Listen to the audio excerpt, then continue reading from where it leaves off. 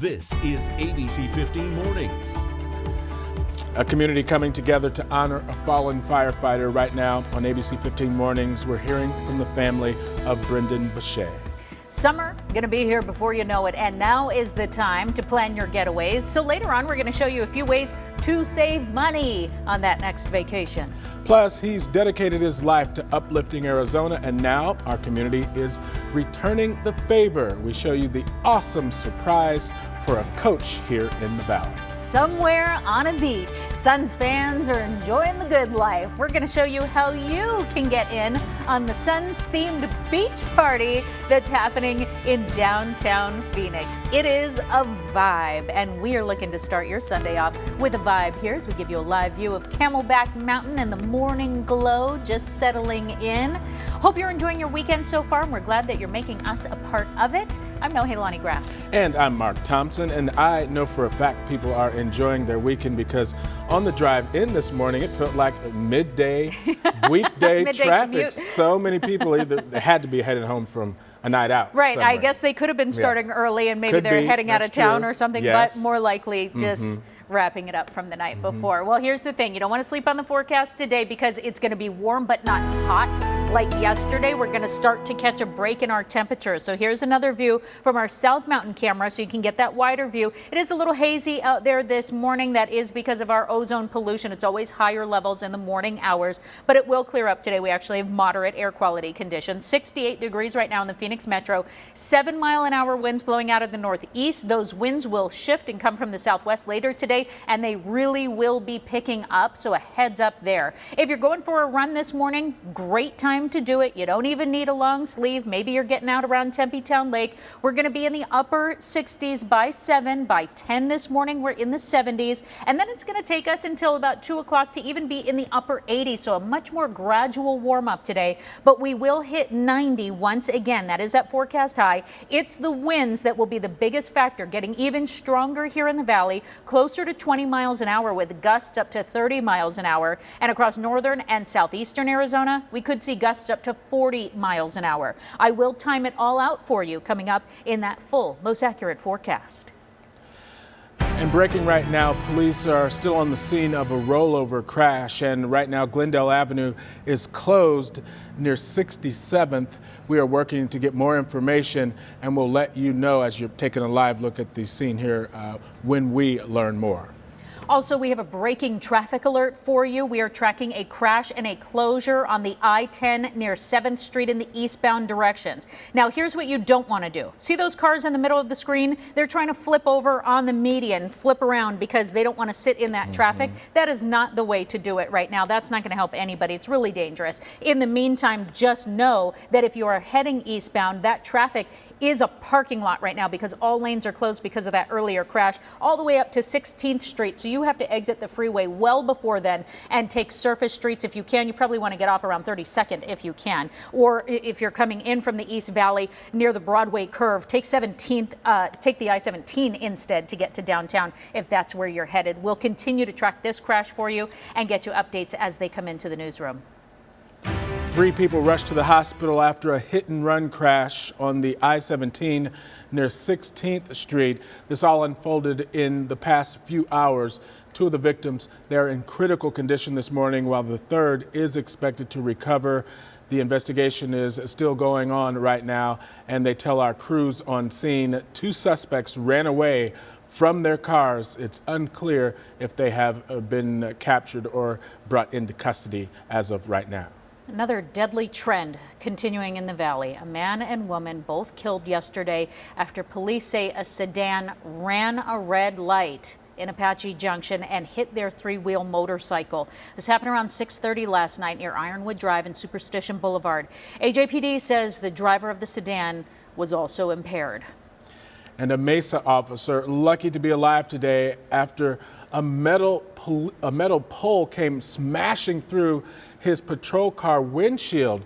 Now, this happened Saturday on the US 60 near 32nd Street. Fortunately, that officer, he was able to pull over safely. Just such a dangerous situation, and it's an all too familiar sight. We've covered this in our Operation Safe Roads reports, and it is a reminder. We see it all the time, people not securing that load that they have on either their truck or whatever they're hauling. So please secure your load so nothing flies away onto the highway. Hearts still breaking over this one, now honoring a fallen firefighter. Saturday, the community showing its support for Brendan Bassey. Brendan Bassey. His life was cut short after an ambulance crash on Friday. Here's our Nicole Gregg. The family of Brendan Bassey says he was only 24 years old. His father is a fire captain, and we're told that Bassey was a reserve firefighter here in Globe, and he had hoped to one day work for his hometown department. He is the epitome of what you want your son to grow up to be. Down US 60, people stopped to pause and pay their respects. We spoke with Bassey's uncle. I'm just so sad that his life was cut so short and so quick. And I pray to God that he's holding him close. And as this casket came into Globe, escorted by flashing lights, you could feel the sorrow. Bassey had a love for hockey, but there is no hockey rink in Globe. So growing up, his parents, so dedicated, would drive him to the Valley. They took him down every week, and they would play. He had hopes of going pro, but instead turned to following his father's footsteps of becoming a firefighter. He loved his son so much, and his mother. Oh my gosh, she is so devastated. She is just so devastated, and I just have so much remorse. Bassey just started at the Salt River Fire Department less than 4 months ago. He was on his way to a call Friday in an ambulance with lights and sirens when state troopers say he and another paramedic were hit by a semi. Bassey killed at the scene, the paramedic critically injured. Please hold them in your prayers. Hold them close to you. As of right now, we have not been given any information from the family on when a funeral or services will be held. Reporting in Globe tonight, Nicole Gregg, ABC 15 Arizona. You can just feel the weight of that loss in his family's voices.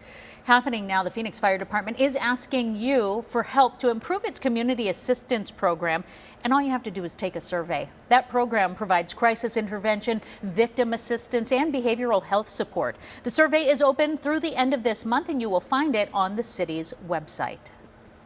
After a 2-year hiatus, in-person missions, the Phoenix Rescue Mission was finally able to host hundreds of families and celebrate Easter a little bit early. They had 1,000 Easter baskets ready to hand out to each child who attended the event on Saturday, and they were ready to serve 400 families. Volunteers could be seen handing out hygiene and food bags while the children enjoyed themselves inside the petting zoo playing games. These kids don't really get anything what they really want, or don't have the opportunity to get it. This gives them the opportunity to spend time with animals, being around other kids, participate in other people, with other people, and just get out of the house. And this is one of 4 big events that the Phoenix Rescue Mission puts on for the community. This is each and every year. Again, 2-year hiatus, but now they're back. It's something they say wouldn't be possible without the help of their volunteers.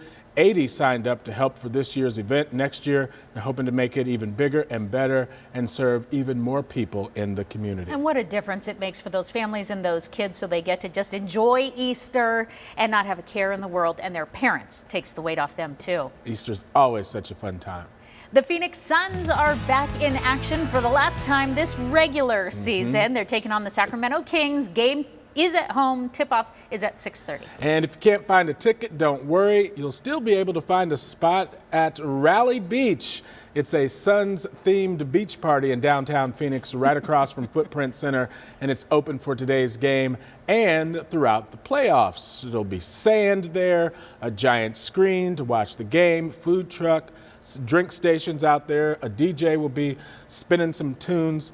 General admission is $10. I love that the gorilla has an Aloha shirt on, and I'm realizing it has basketballs all over it, and now I need And a now you gotta Suns-themed get one. Aloha shirt. Yes, of That is course. right up my alley. There is no doubt also the Valley is excited about this team. I mean, come on. Yeah, absolutely. Check this out. The team shop, it got Valley jerseys in stock yesterday, and 20 minutes before they opened, the line stretched around the arena and a block over into the parking garage. Fans, they were able to gear up for the playoffs and even meet the Suns' Ish Wainwright, who came off of really a career game last week, finally getting some good minutes while some of the starters got a chance to rest. Checking out that light, it's so crazy. And we have to thank our producer Colin for going out there. Yeah. He saw it firsthand, got that video, put it in the time lapse for us. That's right. It is insane, so awesome.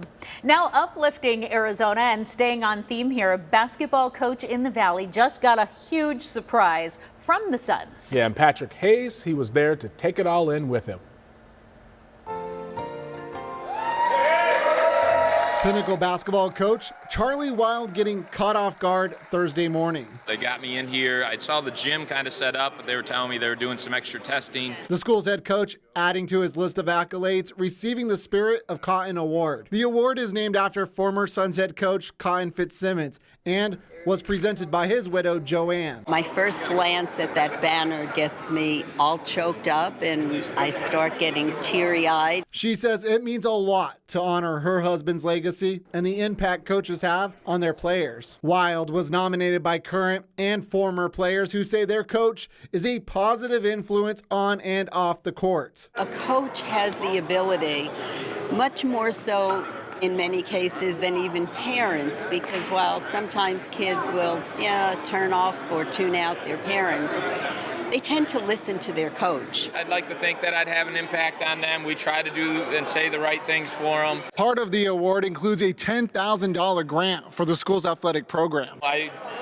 didn't realize I was getting that either, so that was kind of nice to see all those zeros coming through on the check, right? So, excited. We'll do something for the kids or for the programs, for the gym, something here that'll be special for them and everybody remember it. In Phoenix, Patrick Hayes, ABC 15, Arizona. And Wild has been coaching for 32 years. He's won 2 state championships and has made the state playoffs the past 22 years. I mean, that coach is working hard and overtime, so well-deserved surprise for him. Just love it.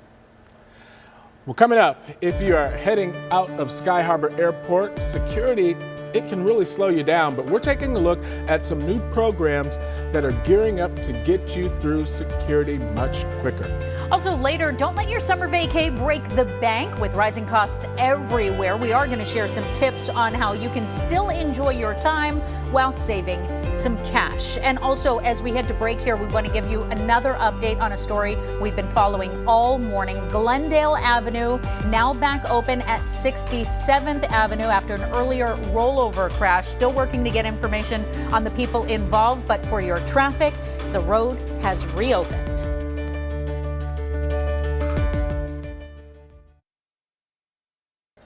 Welcome back, everybody. Sky Harbor Airport is expanding 2 new programs to get you through security much faster. And earlier this week, I got a chance to take a closer look at how they both work. Phoenix Sky Harbor Airport is the first in the nation to allow passengers entering security to contain both their boarding pass and ID all on their smartphone. Airport spokesperson Heather Shelbrack says the goal is to eliminate juggling your phone and ID card, slowing the line. Travelers simply go into the Apple Wallet, making sure that they have the newest software installed on their phone.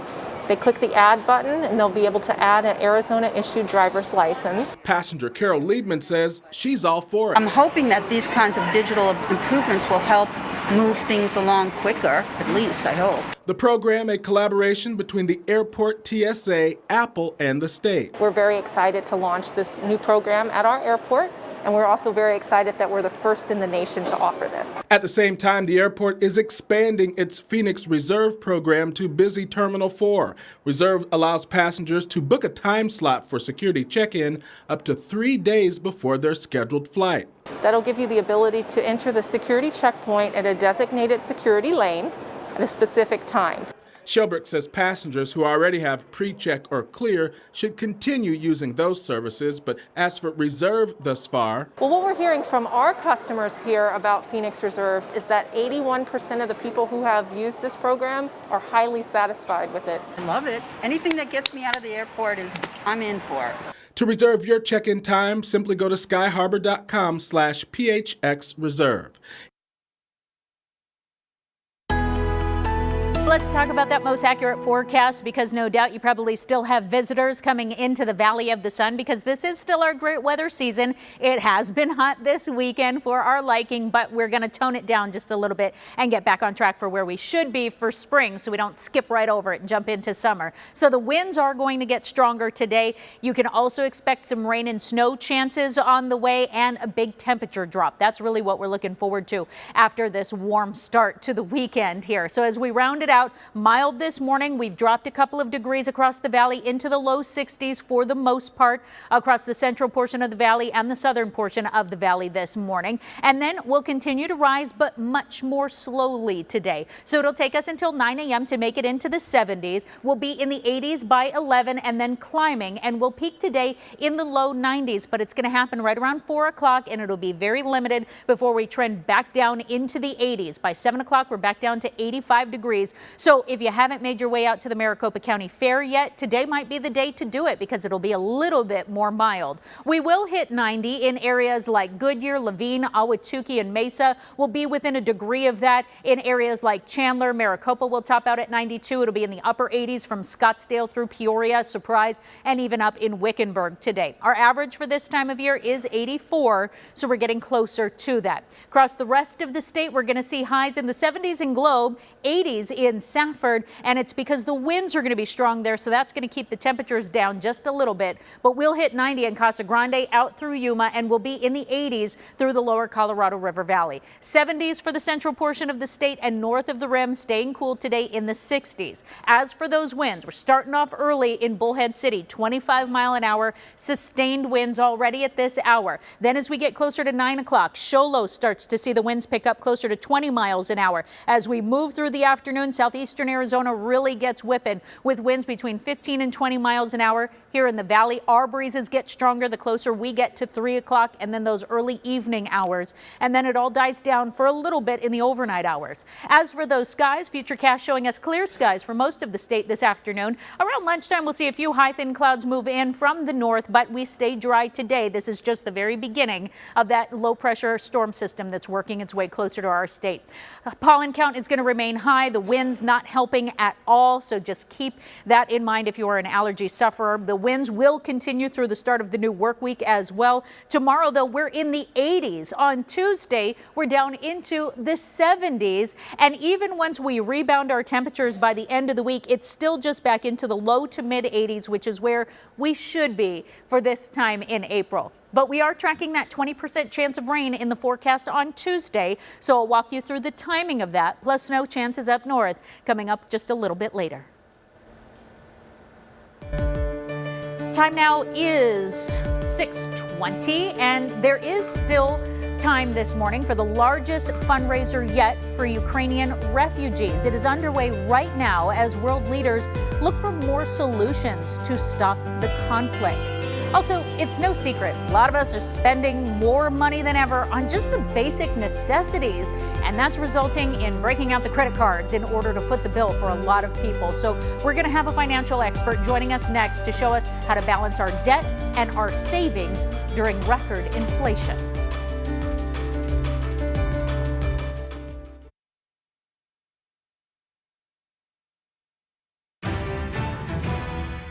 Inflation has risen to a 40-year high, and we are feeling the effects of it everywhere, from the grocery store to the gas pump. So local financial professional Stuart Willis from Asset Preservation Tax and Retirement Services is here with tips to help us try to deal with it. Hey, Stuart, how are you?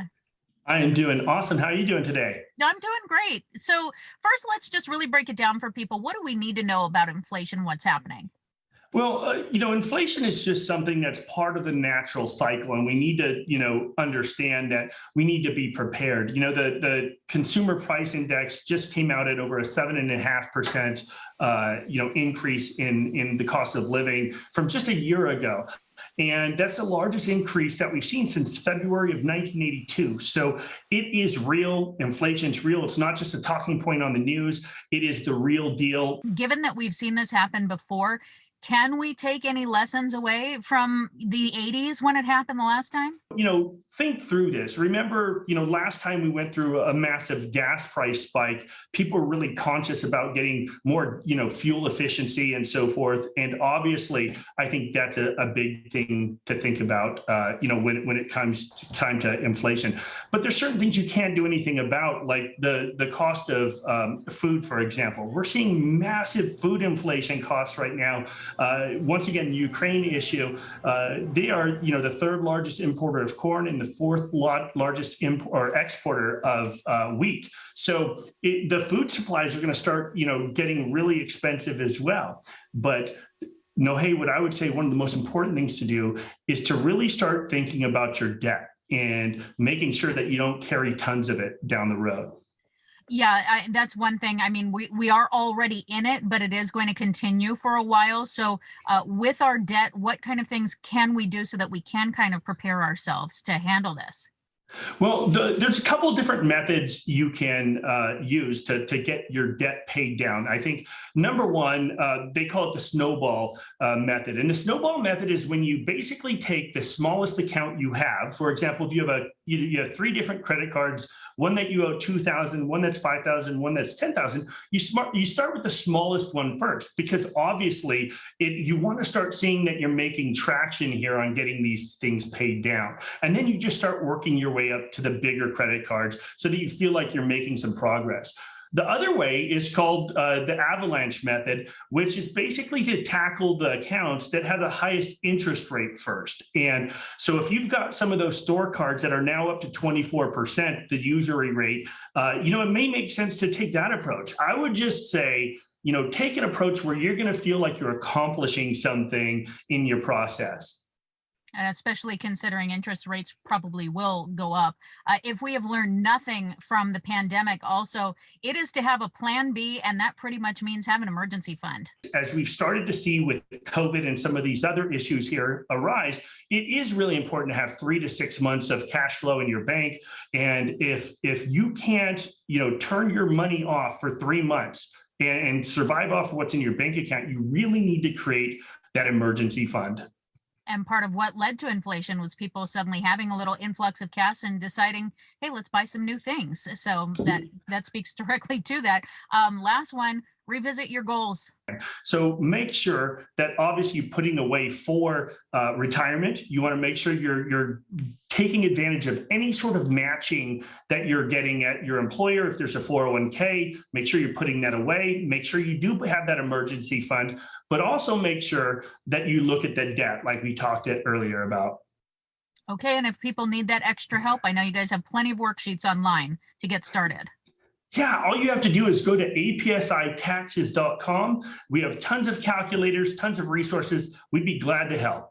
This is definitely one to plan for and just write it out, because it's going to be a minute. So all really helpful information, Stuart. We appreciate it. Oh, thanks for having me.